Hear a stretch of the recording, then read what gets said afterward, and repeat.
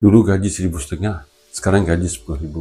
Dulu beli handbag RM50, sekarang handbag branded ribu-riban.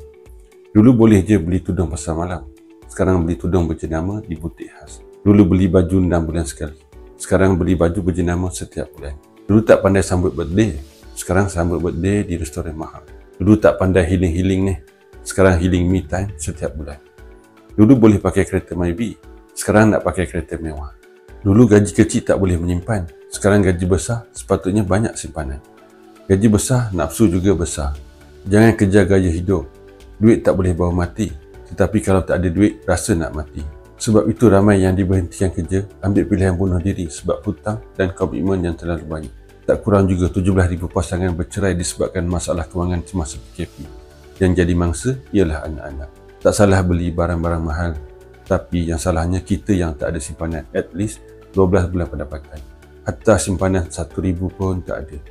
Kenapa kena ada simpanan? Sebab tak ada jaminan kita boleh kerja selamanya. Nak menyimpan tapi boros.